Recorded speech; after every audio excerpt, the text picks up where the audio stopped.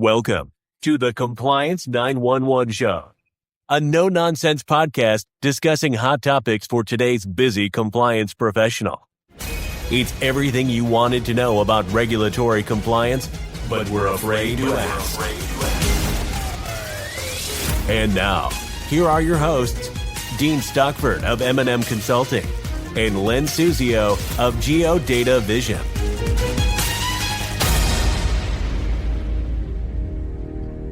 Good morning, Len. So what interesting topics are you bringing for our podcast discussion today? Well, Dean, one of the most challenging Community Reinvestment Act topics is community development. It's challenging because it's complicated and esoteric. It's also complicated by the minimal amount of reported data. Only community development lending is reported, and that information is very minimal. Neither the community development loan purpose nor its location are reported. And when it comes to community development investments and services, nothing is reported. Now, since performance evaluations are done based on what they call performance context, it's extremely difficult to evaluate community development performance.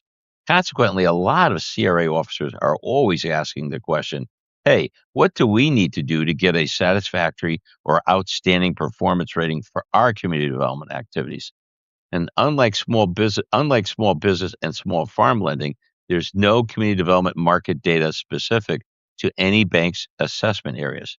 Not only that, Dean, but it's also even more difficult to establish community development goals. It can be very frustrating, to say the least. And I can tell you, I've heard many complaints from banks that want to meet their CRA obligations, but feel like they are operating in the dark when it comes to community development responsibilities. Now, for the first time, a regulator, the OCC, has published proposed community development calibrated benchmarks. In December 2025, the OCC proposed 67 different potential community development lending, community development investing, and community development servicing benchmarks. The agency said it was proposing these, what they call elective benchmarks, for community banks with less than $30 billion of assets to use in a CRA strategic plan. It did caution that the proposed benchmarks were to be used only in strategic plans. But it also said the benchmarks were based on the OCC's experience, quote, in evaluating community banks' CRA performance under otherwise applicable performance tests and standards. So if the proposed benchmarks are based on years of CRA performance evaluations for strategic plans, as well as otherwise applicable performance tests and standards, that sounds to me like they would apply to banks that have not developed a CRA strategic plan. In any event, it's the best evidence we have into the minds of the bureaucrats who are charged with enforcement of the regulation. That does sound interesting, Len. So where do you want to start? Are you going to go through all of the, I'll say 67 benchmarks today? No, my goodness, that would be impractical in a 15-minute podcast. But I do intend to go through how the benchmarks are organized, and I may touch upon a few of the proposed benchmarks to give our audience a preview of the details. At the end of this podcast, we will provide a link to a special document that GeoDataVision's prepared containing all 67 community development lending, investing, and service benchmarks. So our audience will be able to see every single one of those 67 potential standards. Yeah, that sounds like a practical approach. So where do we start? Well, the benchmarks are grouped by the three community development categories of activity. Number one, community development lending. Number two, community development investing. And number three, community development services. Although the benchmarks are grouped this way, there are several benchmarks that are proposed combined CD lending and CD investing. So technically, there are four groups of community development activity benchmarks. Now, within the four groups of community development activities, again, lending, investing, services, and the combined lending and investing, there are groups of proposed benchmarks for satisfactory and outstanding performance rating. Okay, so hopefully I can understand this or unpack it. But so there's four different groups of community development activities.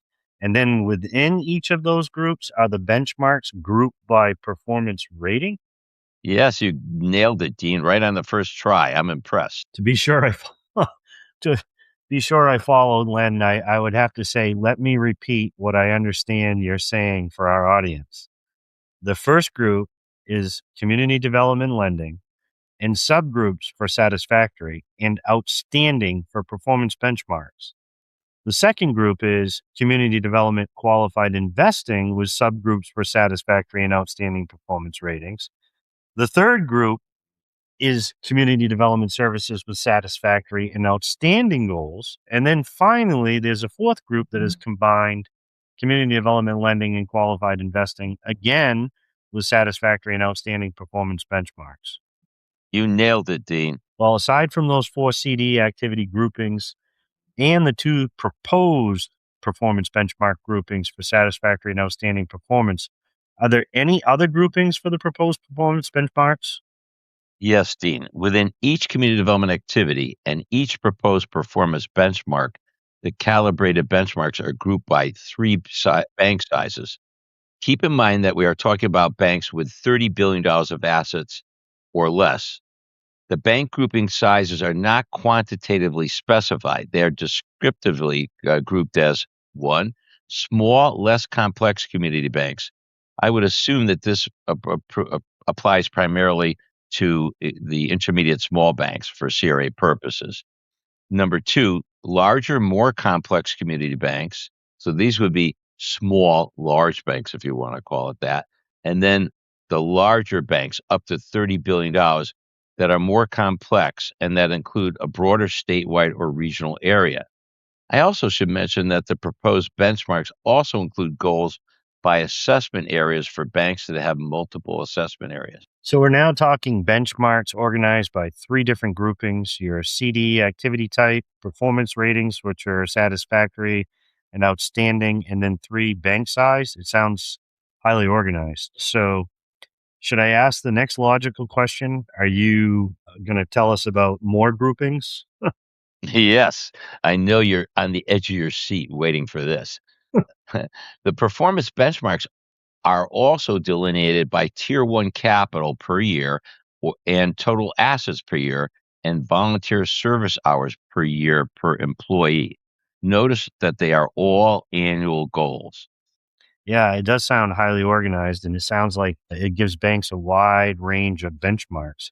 Dare I ask for an example or two? Sure, Dean.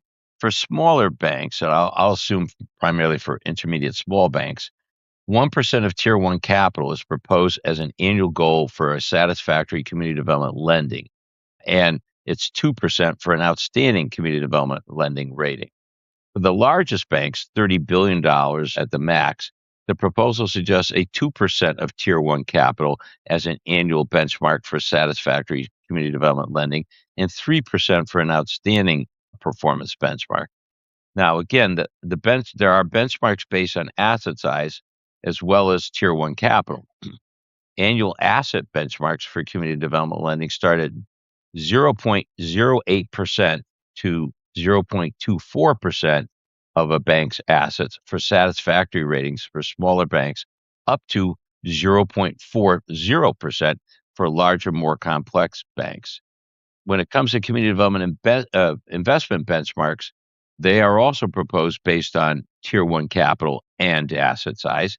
The benchmarks for community development investment run from 0.25% of Tier 1 capital to 3% for satisfactory performance to as much as 5% of Tier 1 capital for outstanding performance for larger banks without a community development lending goal.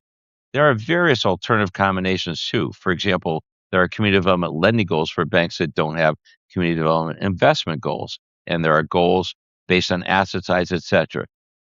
Here at GeoDataVision, we plan on including these considerations when we conduct CRA performance reviews for our clients. Yeah, it certainly sounds extremely comprehensive one.